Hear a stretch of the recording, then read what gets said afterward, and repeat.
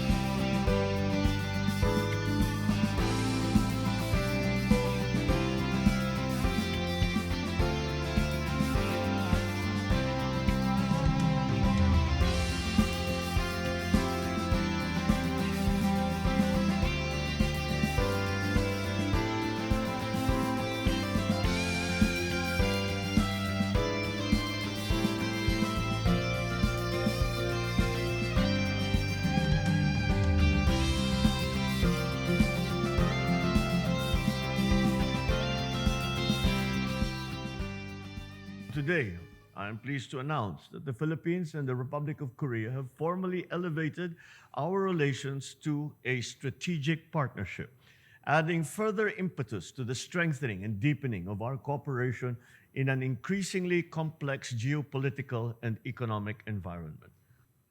During our fruitful bilateral meetings, President Yoon and I covered several areas of cooperation, including defense and security, maritime cooperation, economic and development cooperation, and people-to-people exchanges. We acknowledge the efforts of both sides to enhance bilateral trade, and we now look forward to implementing our free trade agreement. That has been ratified and concurred to by the Philippine Senate. In addition, we recognize our cooperation within ASEAN and the Republic of Korea's initiatives, such as the ASEAN +3 Emergency Rice Reserve, or APTER, that also benefited ASEAN member states, including the Philippines. So as we conclude this morning's activities, it's my pleasure to announce that we have signed the following key agreements that will propel the momentum of our strategic partnership in the decades to come. My heartfelt thanks to President Yoon and his delegation for this very fruitful visit. Mr. President, ladies and gentlemen, I am immensely honored and privileged to make this state visit to the Philippines, a core partner of the Republic of Korea in the ASEAN, especially in this momentous year as we celebrate the 75th anniversary of our diplomatic relations. Through my visit to Manila, I saw firsthand the ongoing dynamic development of this great nation under the leadership of President Marcos Jr. I also witnessed the infinite potential of Korea-Philippines relations. Today, President Marcos and I opened a new chapter of our partnership by elevating our relationship to a strategic partnership.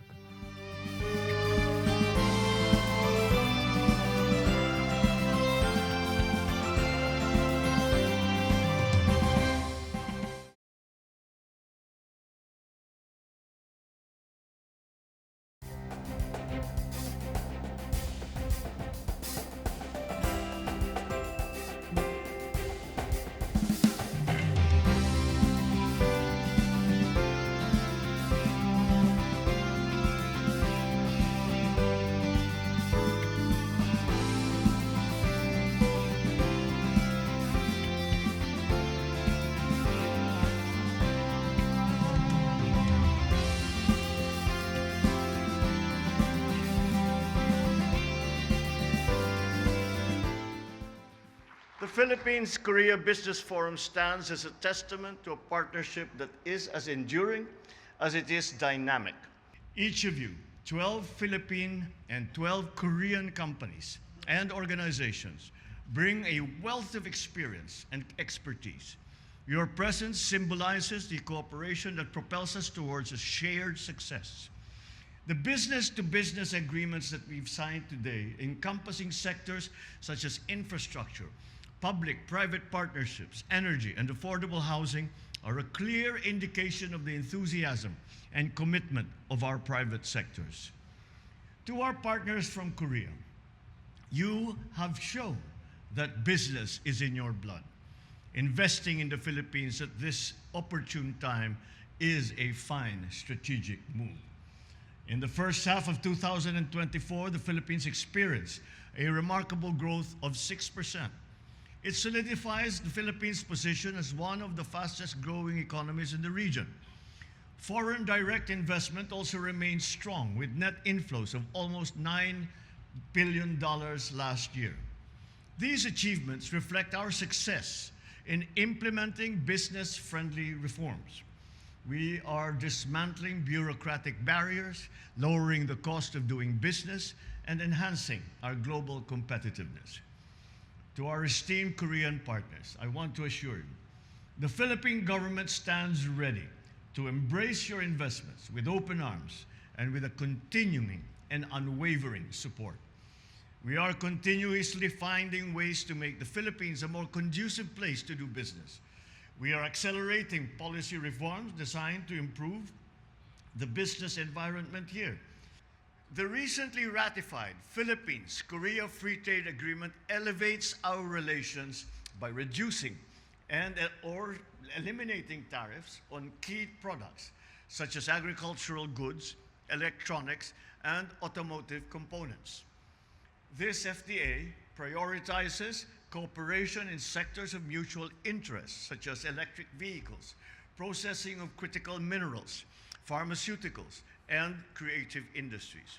This is the essence of true partnership, the ability to support one another as we ascend toward our shared goals, moving forward together with resolve, resilience, and the spirit of camaraderie. Let us strive to cultivate not only economic growth, but also a flourishing community where every Filipino and Korean feels the positive impact of our collaboration. Korean companies invested in flagship industries of the Philippines, such as electronics, shipbuildings, or semiconductor, contributing to its economic growth and job creation. Trade platforms including Korean ASEAN FTA and Regional Comprehensive Economic Partnership, or RCEP, enabled Korea to expand its trade and to become the fifth largest partner to the Philippines. Thanks to your active business activities, we are now expanding the scope of cooperation across the economy and society, from defense to cultural contents. Korea and the Philippines will continue to join forces to uphold the values of democracy and market economy and obtain mutual prosperity through cooperation.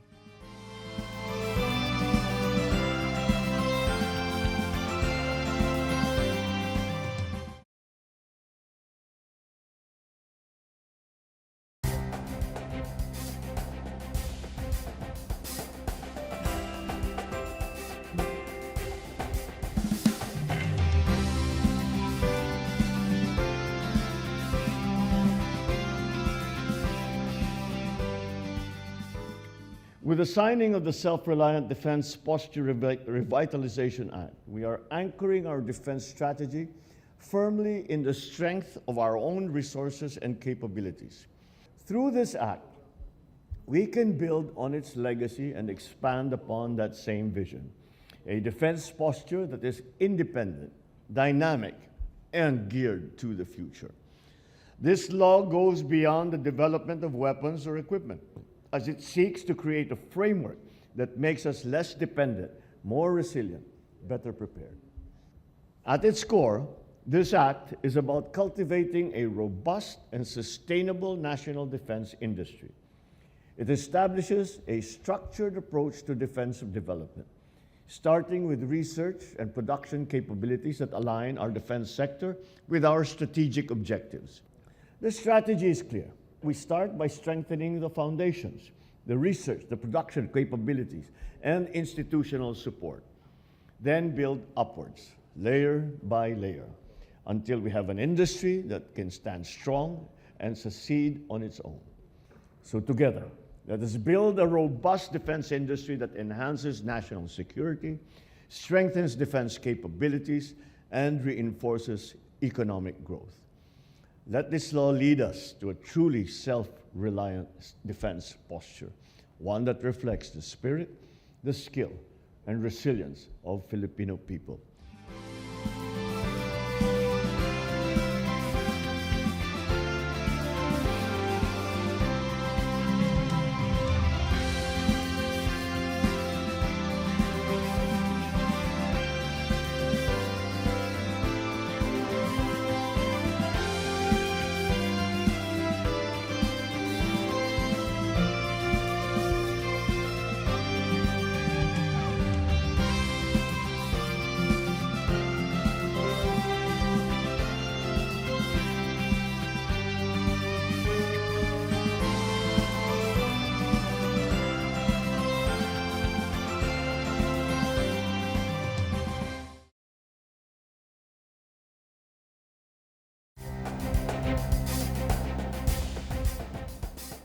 Pinangunahan ni Pangulong Ferdinand R. Marcos Jr. ang panunumpa ng bagong talagang kalihim ng Department of the Interior and Local Government o DILG na si Juanito Victor John Vic Remulla.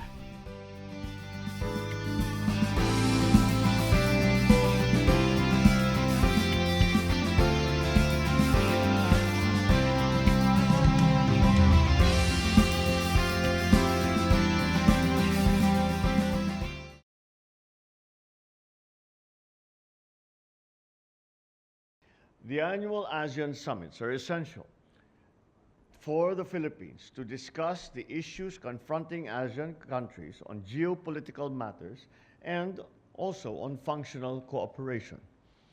In line with the theme of the ASEAN Chair this year on enhancing connectivity and resilience, the ASEAN leaders will explore how we can promote regional connectivity amongst ASEAN member states, as well as to strengthen our resilience to promote sustainable development and inclusive growth.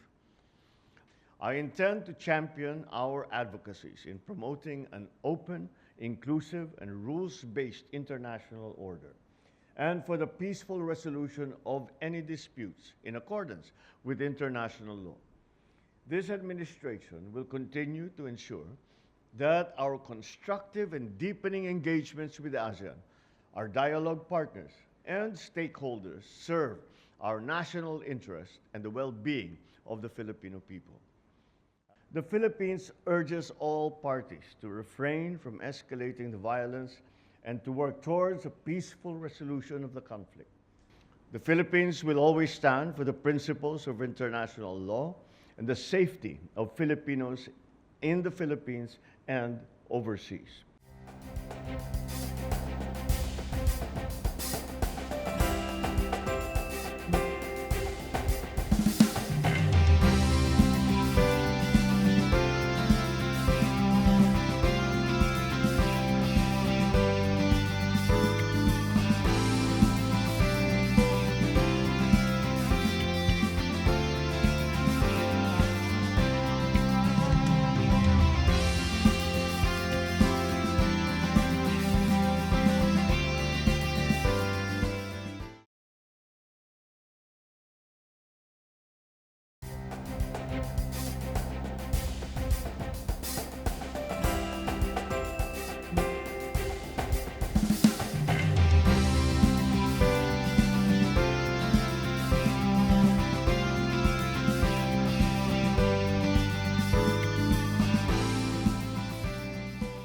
Dumating si Pangulong Marcos Jr. sa Lao People's Democratic Republic noong ika-8 na Oktubre upang dumalo sa 44th and 45th ASEAN Summits and related summits.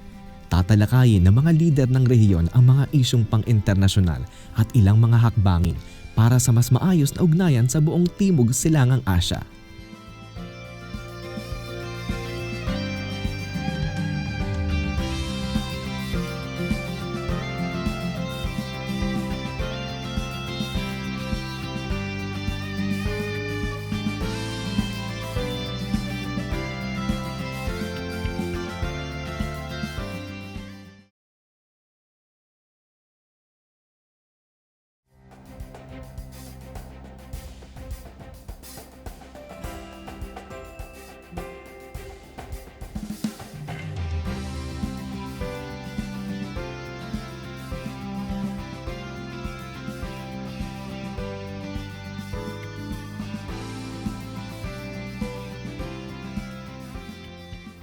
Maraming salamat sa inyong mga sakripisyo at pagmamahal sa inyong mga pamilya at sa ating bayan.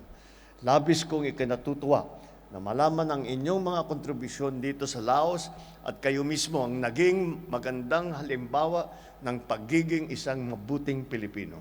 Mga kababayan, in the next few days, I will be participating in the 44th and 45th ASEAN Summits and related summits, where I will be meeting with other leaders of the region and of other major international partners. I fully intend to advance Philippine national interests, including that of maintaining peace and security in the region, to strengthen our economy and to ensure the well-being of each and every Filipino. During this visit, I will also attend the ASEAN Business and Investment Summit. I will meet potential investors, business people, and encourage them to explore the many promising economic opportunities that we have for them in the Philippines.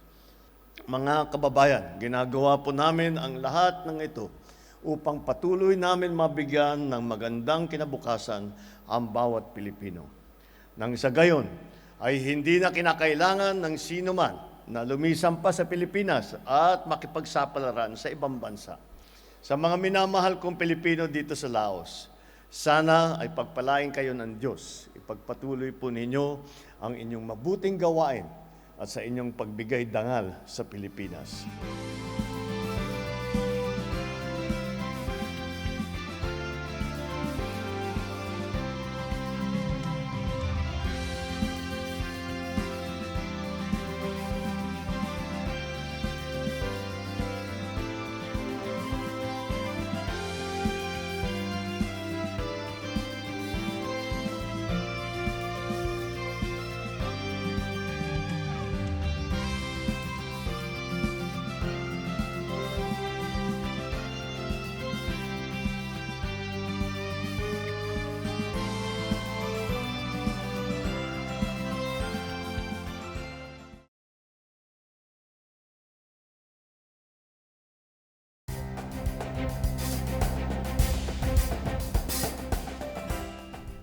Nakipagpulong si Pangulong Marcos Jr. sa Prime Minister ng Vietnam upang talakayin ang pagpapalalim ng ugnayan sa pagitan ng Pilipinas at Vietnam, lalo na sa larangan ng kalakalan at agrikultura.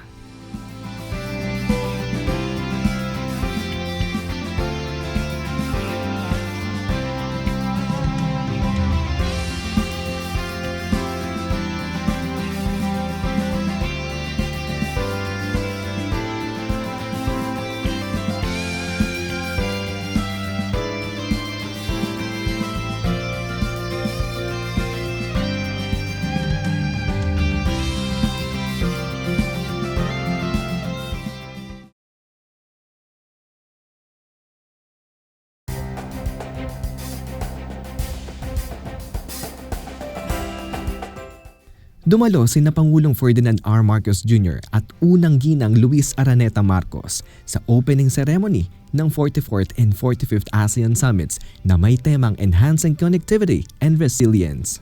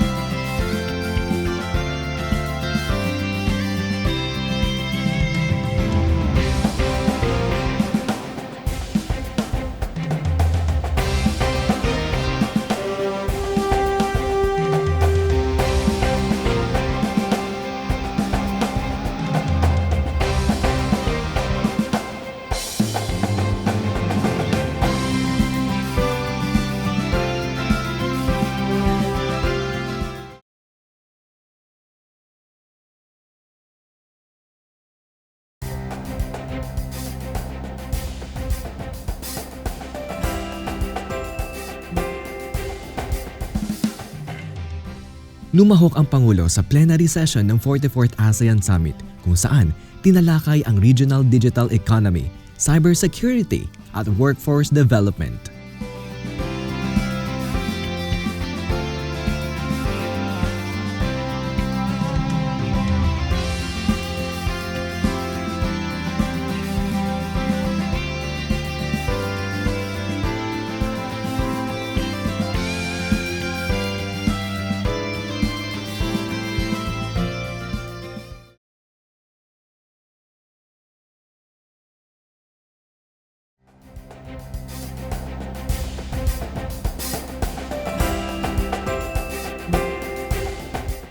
Nakipagpulong din ang Pangulo kasama ang ASEAN leaders sa mga kinatawan ng ASEAN Interparliamentary Assembly upang bigyang diin ang pangangailangan para sa mas pinahusay na infrastruktura, supply chain connectivity, cybersecurity at mga inisyatibo sa agrikultura at climate change.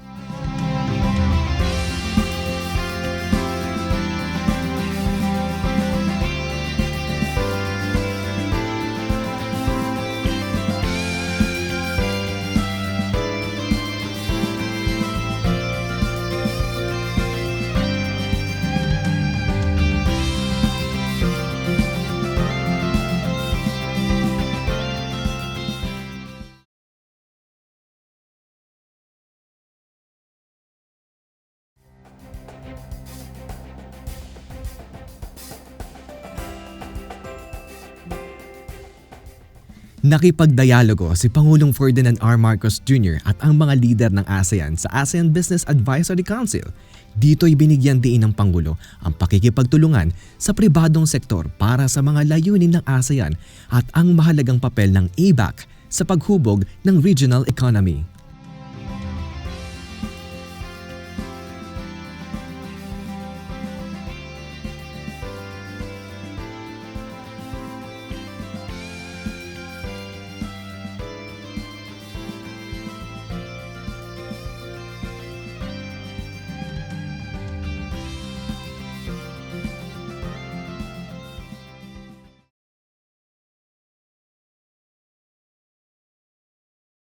We are now going to evacuate our people by whatever means, by air or by sea. And just make all the preparations so that malapit na lahat ng asset natin. Kung may barko tayong kukunin, nandyan na, malapit na sa Beirut, na sandali lang, basta the embassy gives us the all clear and they say that our people can go, mailabas na kagad natin so that hindi sila nag-aantay na matagal in the danger areas.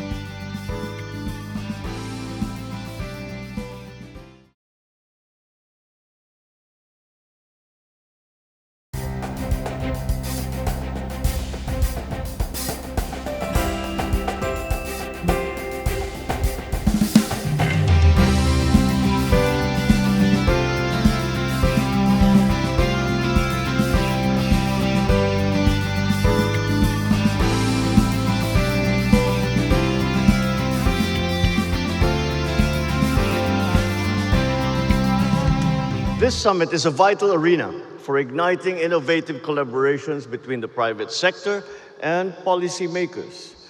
It is here that we forge dynamic partnerships that will elevate ASEAN's standing in the global economic landscape and also empower us to confront challenges with connectivity and with resilience. For us, connectivity is a necessity and building resilience is a means of survival. From building roads that connect provinces to establishing digital infrastructure, we understand that true connectivity transcends physical links. We ensure the seamless flow of goods, of services, of people, leaving no one behind. But building connections is not enough. Being a country vulnerable to the effects of climate change, our vision for growth naturally extends beyond just the economy. So to achieve this, we have fully opened the renewable energy sector. We have done this by allowing 100% foreign ownership of renewable energy projects.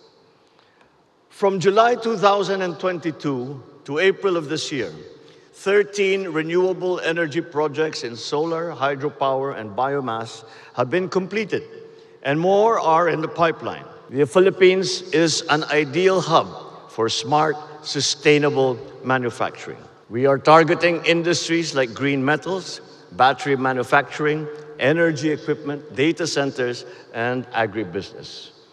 To support these goals, we have enacted key reforms. The Public-Private Partnership Code facilitates transformative partnerships. We also have the Internet Transactions Act, which regulates internet transactions to encourage innovation and competition. And there is Executive Order number 18 of 2023, which institutes green lanes for strategic investments, enhancing the ease of doing business in the Philippines. We are presently in the process of enacting another piece of key legislation, the Corporate Recovery and Tax Incentives for Enterprises to maximize opportunities for reinvigorating the economy. A bit of a mouthful, so we call it the Create More Act. Anchored on the Create Act of 2021, it will further strengthen our fiscal and non-fiscal incentives in strategic industries. So let us be the architects of an interconnected, integrated, and progressive ASEAN. Let us build bridges that transcend borders, shaping a future where every member of the ASEAN family has a path to success. Come and join us as we walk into the future.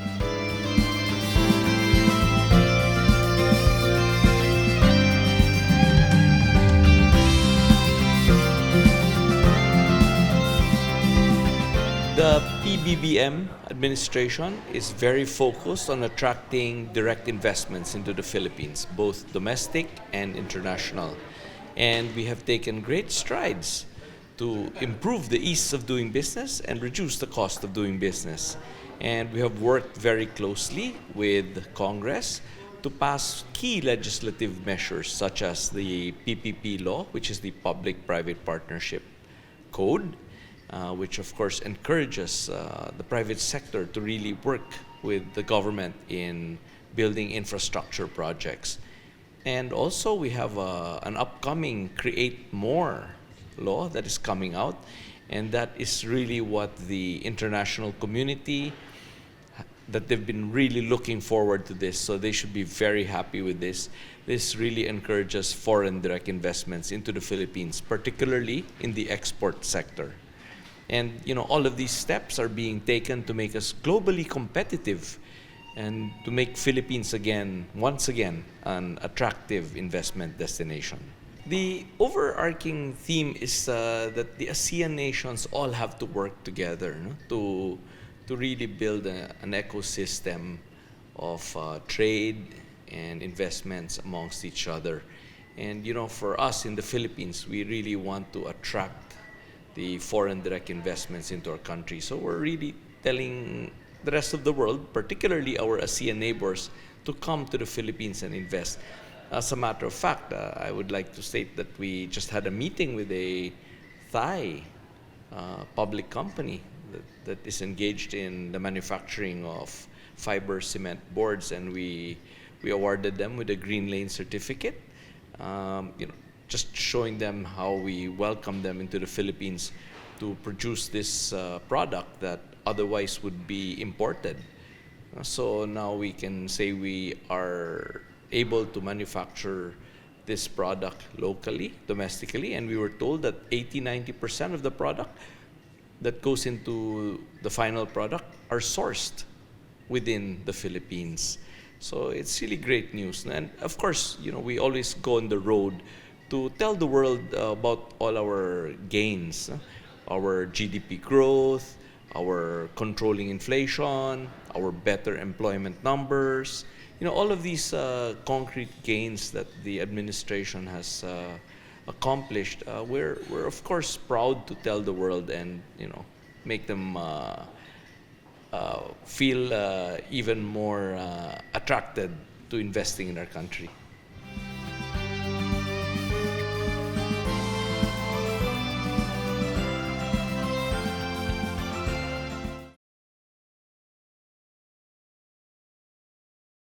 Paano natin iuwi ang mga Pinoy na naipit ngayon sa Lebanon? There are more than 400 now who would want to be repatriated. So basically, we're just putting the plans together how we will bring them back home as quickly as possible. Sir, during the mandatory repatriation, level 4 na po sa Lebanon? Hindi pa. 3 pa lang. Okay, sir, Sir, kailan during po the natin i-call yung mandatory repatriation? Kailan po natin iangat sa alert level 4? Well, it depends on the situation there, and the ones who will assess that will be our DFA in our embassy. But Kasi sir, silang on the during ground. your intervention earlier in the retreat, Yes. may we know what did you raise, what did you bring up? Oh, Is it the South that China will Sea? take too long. No, just the summary or the gist. South Well, China Sea. there were several interventions. We've done 4 by now.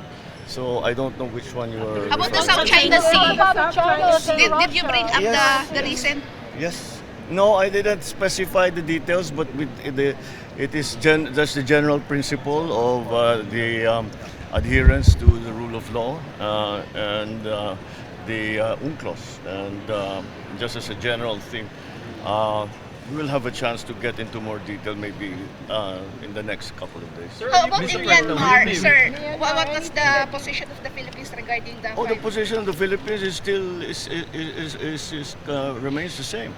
We are firmly behind the ASEAN proposal of the five points of consensus, and we are trying to find ways to move forward, because we have to admit that although the 5 points have been out there since July, we have not been very successful in actually changing the situation. So we are trying to formulate new strategies to. What could be the new? Well, we haven't done it yet, but that's what we Are you will be meeting doing. your Japanese counterparts?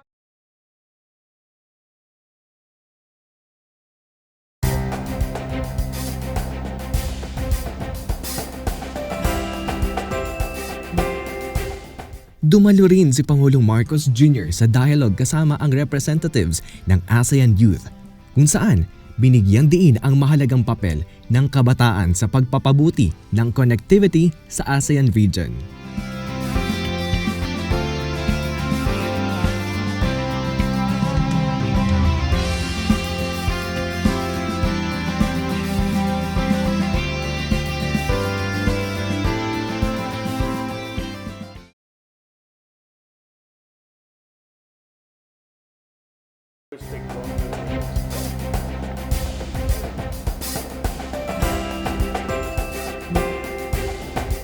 Nakipagpulong si Pangulong Ferdinand R. Marcos Jr. sa business executives ng Shera Public Company Limited.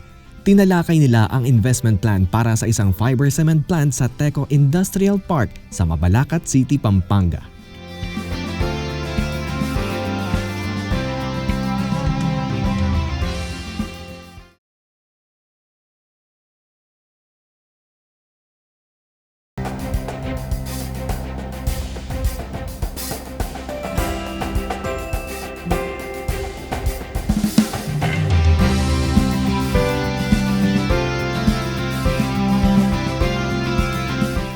Ipinahayag ni Pangulong Ferdinand R. Marcos Jr. ang kahalagahan ng dialogo at agarang aksyon kaugnay ng tumitinding tensyon sa West Philippine Sea sa 27 ASEAN-China Summit sa Laos.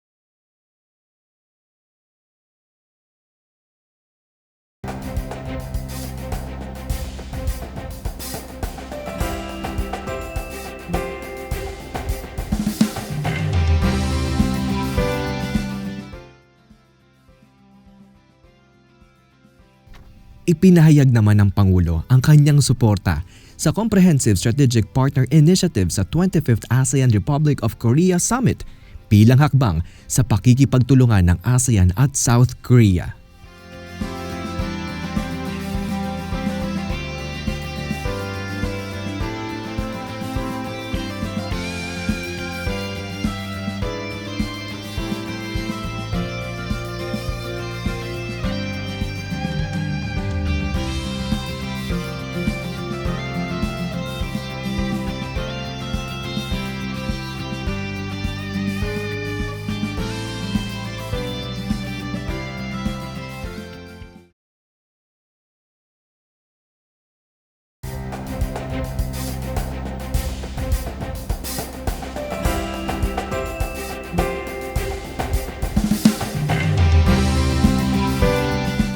Nagtipon si Pangulong Ferdinand R. Marcos Jr. kasama ang mga lider ng ASEAN at bagong halal na Prime Minister ng Japan sa 27 ASEAN-Japan Summit.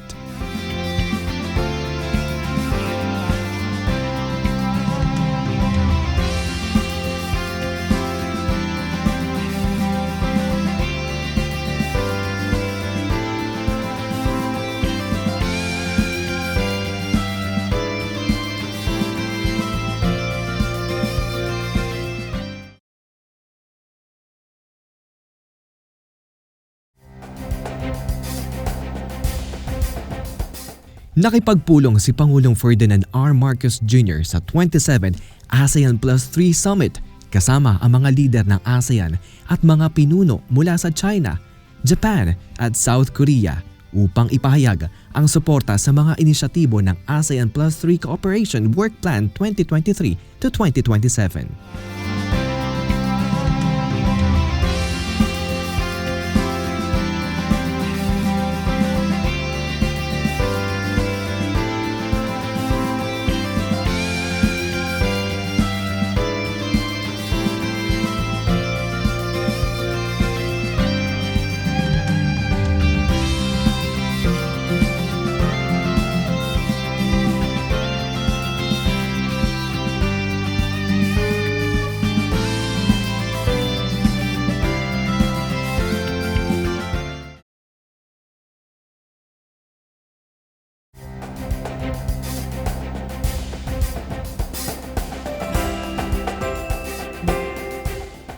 Nagsagawa rin si Pangulong Ferdinand R. Marcos Jr.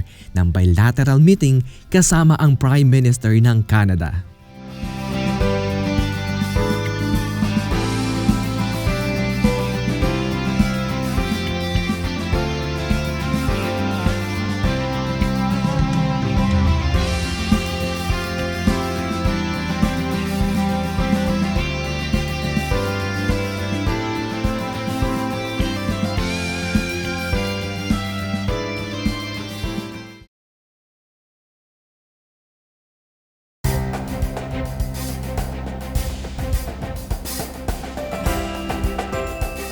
Nakibahagi si Pangulong Ferdinand R. Marcos Jr. kasama ang mga lider ng ASEAN sa 4th ASEAN-Australia Summit, kung saan nakipagpulong sila sa Prime Minister ng Australia.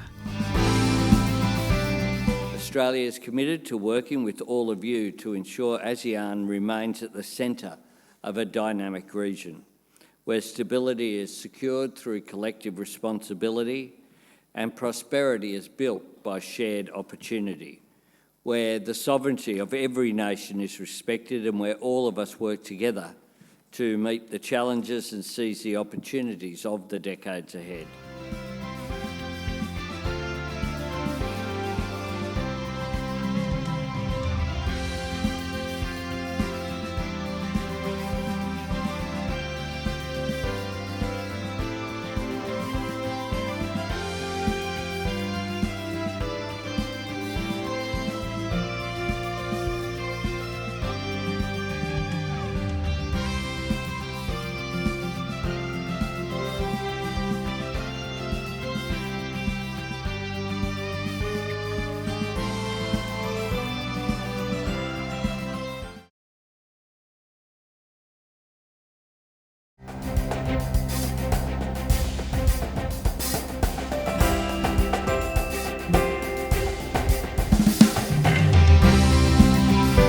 Dumalo rin ang Pangulo sa 21st ASEAN-India Summit upang ipahayag ang suporta ng Pilipinas sa pagsusuri ng ASEAN-India Trade in Goods Agreement.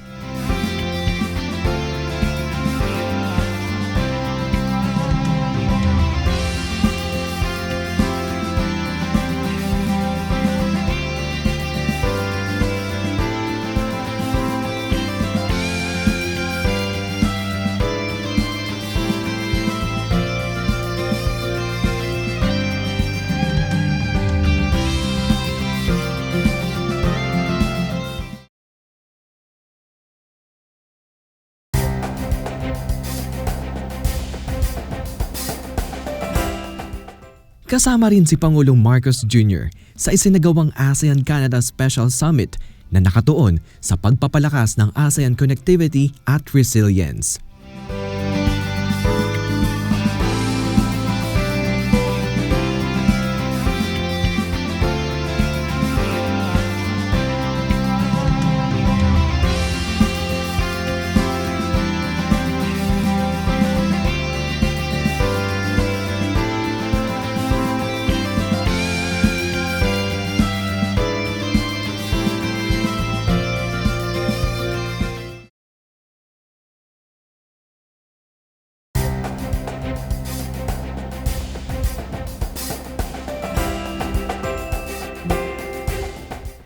Tinaluhan naman ni Pangulong Ferdinand R. Marcos Jr. at First Lady Luis Araneta Marcos ang gala dinner ng 44th at 45th ASEAN Summits.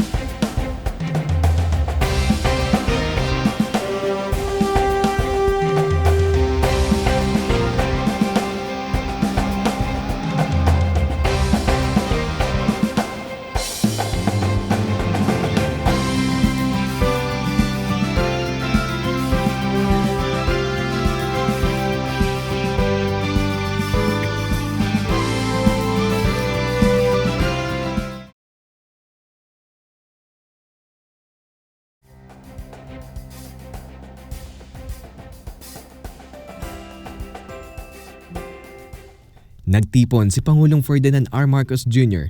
kasama ang leader ng ASEAN at ang Secretary of State ng Estados Unidos para sa 12th ASEAN-US Summit.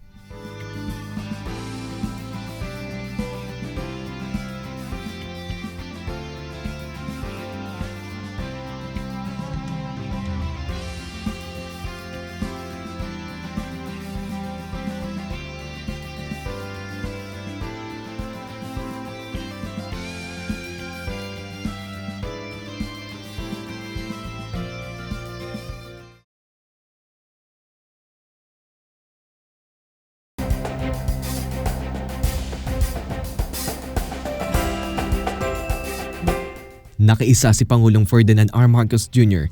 kasama ang mga lider ng ASEAN para sa 19th East Asia Summit. Kabilang dito ang Timor-Leste bilang observer at external partner.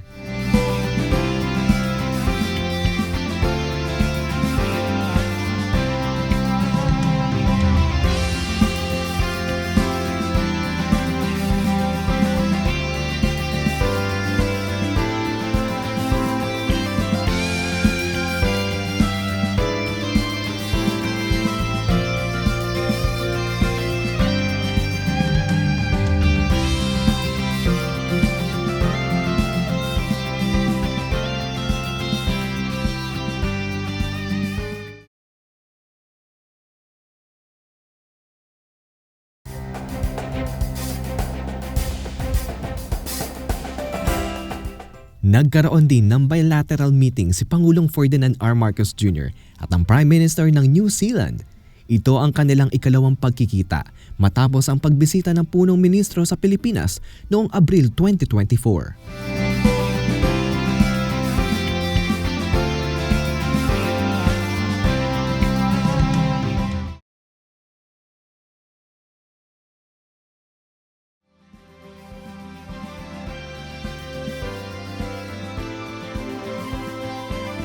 Nakibahagi si Pangulong Ferdinand R. Marcos Jr. kasama ang mga lider ng ASEAN para sa 14th ASEAN United Nations Summit.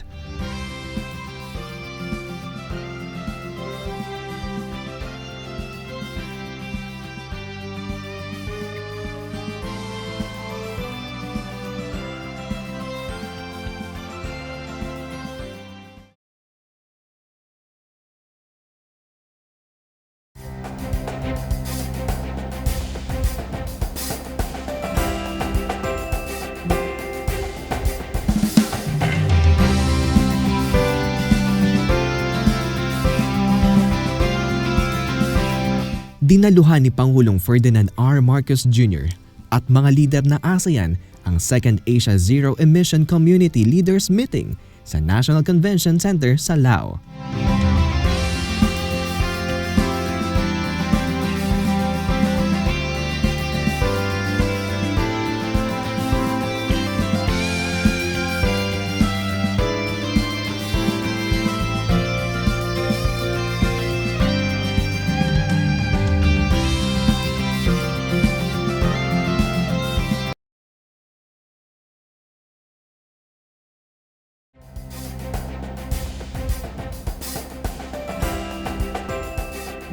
Nakiisa si Pangulong Ferdinand R. Marcos Jr. kasama ang mga lider ng ASEAN sa closing ceremony ng 44th at 45th ASEAN Summits, kung saan ipinasa ng Lao People's Democratic Republic ang ASEAN Chairmanship sa Malaysia. Kasama dito ang pag-unveil ng tema para sa ASEAN 2025. Malaysia has chosen the theme Inclusivity and Sustainability.